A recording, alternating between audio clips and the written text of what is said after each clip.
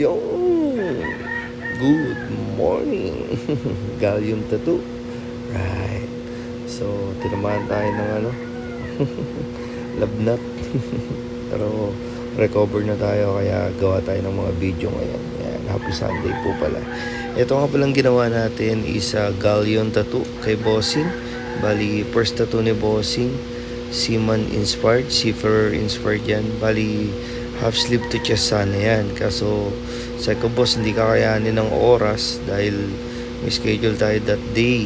Kumbaga, ang first idea kasi ni Bossing is small compass bago siya umuwing Negros. Ngayon, sabi niya, ano ba bang masasuggest mo sa akin? Kaya sabi ko, sige, ganito na lang boss. Gusto mo galleon, then yan, compass para super inspired half sleeve. Sabi niya, sige, okay yan. Pag gumawa ka naman kasi ng ganyan, dapat tsatsagain mo yan, yung detail na yan, using 3RL, 7RL, RS, yan. Kunin mo muna yung detail bago ka mag-shading.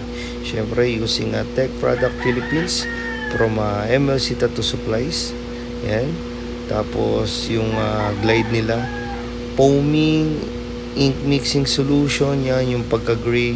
Then yung stencils, sobrang galing. Meron din silang stencil remover and yung wipes. Ngayon, meron tating pumasok na ATB formula, standard formula by Albay Tattoo Best by Nash. Isa siyang spray. Hindi siya kumbaga first time in the market siya.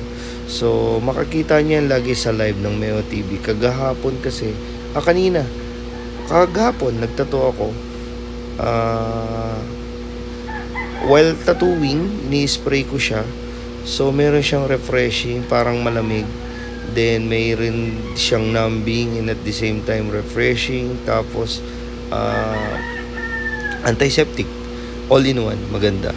So check nyo sa live kaganina. And sa mga upcoming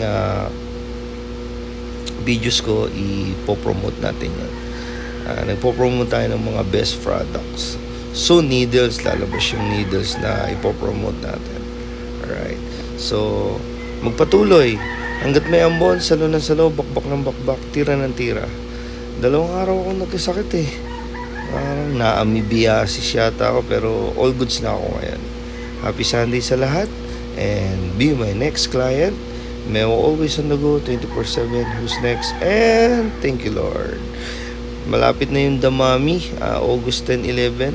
So, tentative yung model natin. So, naghanap tayo ng model. And this week, practice tayo ulit ng mga colored portrait. Lagi magpatuloy and innovate. Thank you, Lord. Who's next?